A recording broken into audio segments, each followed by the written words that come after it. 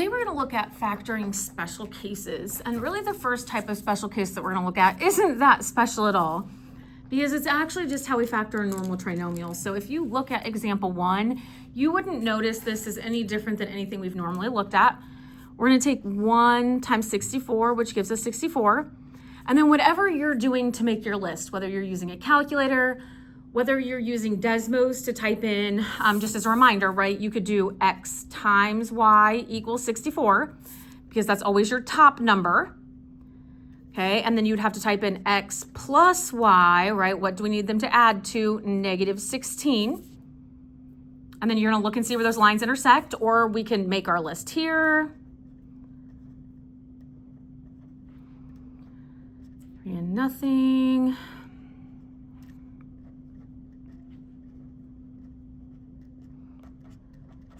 Right, really, CFAs have gone well, so my only concern would really be checking the signs and making sure we're getting this as a -8 and a -8, right? Our A value is 1, so we can use the shortcut. So we'd go straight to an x minus 8 and an x minus 8. So all of this feels completely normal at this point.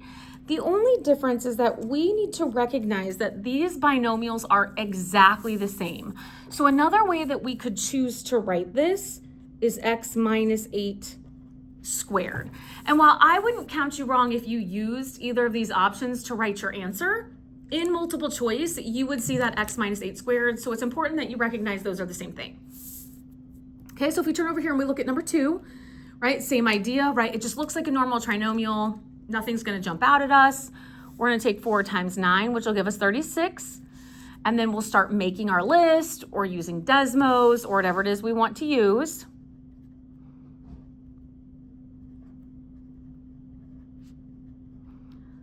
9, 5, and nothing. Now this is all positive, so everything's positive, and we need it to add up to 12, so we'll pick 6 and 6. Now you might sort of start to go at this point, oh, wait a minute, we're picking the same number. And that is true. That's the case that we're gonna see with these special cases today, right? So we're using that 6 and 6. We cannot use the shortcut on this one, so we'll say plus 6x, plus 6x. Right, and then we have to factor by grouping. So I'm going to split this in half and factor the GCF out on each side. So this will give me a 2x plus 3. Right, my GCF over here is a 3. And so this will factor into a 2x plus 3 times a 2x plus 3, which I could also write as 2x plus 3 squared. Okay, so that's all there really is to those special cases, just recognizing that we're getting that matching binomial at the end, and so we could write that as a binomial squared. Now, the next type that we're gonna look at today is really the big difference piece, and here is where lots of students get themselves stuck with a couple things, so it's gonna be really important that you listen to the pieces happening in the notes and that you're really understanding the difference. So a difference of squares is when it is 2 terms. It has to be 2 terms. It has to be subtraction. And it has to be perfect squares. Oh, that barely fits. Perfect squares. And I will show you what those perfect squares mean in just a minute. So when we look at this first example, what is truly happening here, truly, is that this is really x squared plus there are no x's. So plus 0x minus 16. And so I would take 1 times -16, and I will make my list just like we normally factor. Right? And because it multiplies to -16, I need 1 positive and 1 negative, and I need it to add up to 0. I can use the shortcut on this, so this would become an x plus 4 and an x minus 4. Now, what happens is we've noticed that this is a pattern. Just like with our trinomial shortcuts, we recognized there was a pattern so we could skip steps. That's the same thing that we are going to recognize today. We are going to recognize that this is always the same 2 numbers where one is a positive and one is a negative. But this only works in the appropriate situation. And my students want to use this in the not appropriate situations, and that's our dilemma. So if we look at number 4, this is 2 terms, check, it has to be 2 terms. It is subtraction. Check. It is subtraction. They also have to be perfect squares. What a perfect square means is that you can think of a number times itself that gives you the original number. So for example, 81 is 9 times 9. If you don't know how to do that, you are going to take the square root of 81. Not negative 81, just the square root of 81. In Desmos, there's just a square root button on the calculator that pulls up. In the handheld calculator, you're going to press your second button, which is up here. Then you're going to type your x squared button, and that's going to make the square root show up. And then you'll type in 81, and it'll spit out 9, because 9 times 9 is 81. And then you are going to take half of any exponent on a variable. So y squared, half of 2 is 1, so y, because y times y is y squared. And we're going to go straight to two binomials. We're going to keep these two things in the same order. Y first, 9 second. Y first, 9 second. And one's going to get a plus, and one's going to get a minus.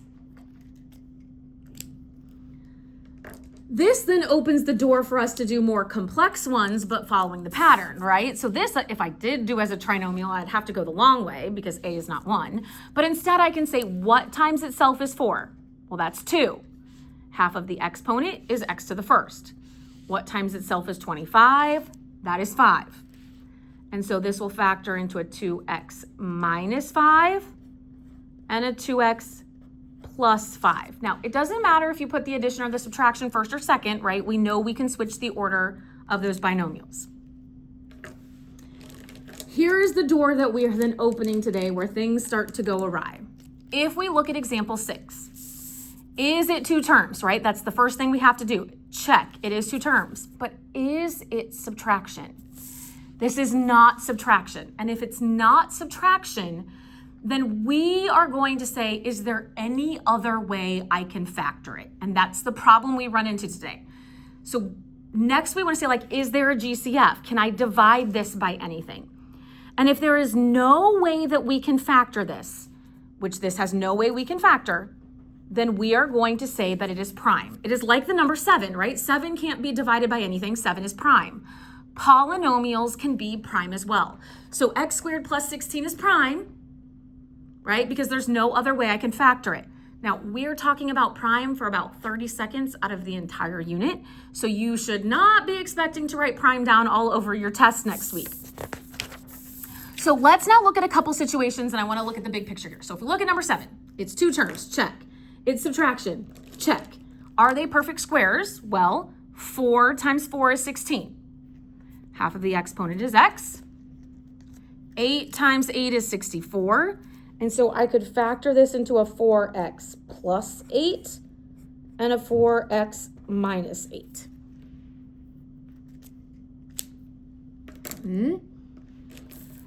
Now, number 8 is in a different order, but it's the same idea. It's still 2 terms. It's still subtraction, and they are perfect squares. 12 times 12 is 144. H times h is h squared. The difference is that we do not want to change the order. So I'm sort of just the messenger here. But I want to keep this 12 first and the h second so that I get the signs in the appropriate place. Now you might say, Mrs. McKinney, but that's not really in standard form. Well, this has a small caveat because if we move this h in front, it would be negative h plus 12. And we really don't want the leading number to be negative either. So this really isn't happy any way we write it. So we just kind of have learned to accept it as it is. Number 9 has one that throws my students off sometimes. My students will often tell me they cannot do 1 as a perfect square, but they can. 1 times 1 is 1. You could even check that in your calculator if you're like, oh shoot, right? You can always check. That will tell you 1. 5 times 5 is 25, and half of the exponent. So we'll get a 5a plus 1 and a 5a minus 1. Now we can do this for numbers big or small, which means we're now going to be able to factor things we otherwise wouldn't be able to factor, like w to the 4th minus 1. So if we follow our rule, it's 2 terms. It's subtraction. 1 times 1 is 1. And I'm going to take half of the exponent. So half of the exponent is 2. So this will factor into a w squared plus 1 and a w squared minus 1. Now I'm actually going to skip 11 and come back to that in a second. We're going to do 12 first. So there can be variables on any terms, anywhere. They can be together, they can be separate. It doesn't matter, right? Is it two terms? Check. Is it subtraction? Check. Are they perfect squares? Well, 10 times 10 is 100. And again, if you need to check in your calculator, on Desmos, there's a square root button. Second, x squared, 100 equals, right? It spits out 10. Half of the exponents. So we're going to have each of these. So that's going to become an x, and that's going to become a y. And so this will be a 10 minus xy and a 10 plus xy.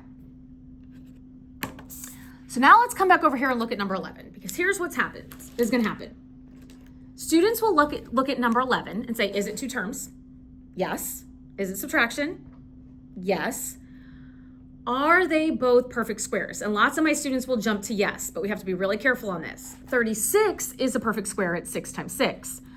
But x to the third is not a perfect square. X to the third, I can't take half of the exponent. So this is not a special case. Then my students will say, well, then it's prime. Okay, but this is also not prime, because one of the things we have to be able to do is determine all of the different types of factoring.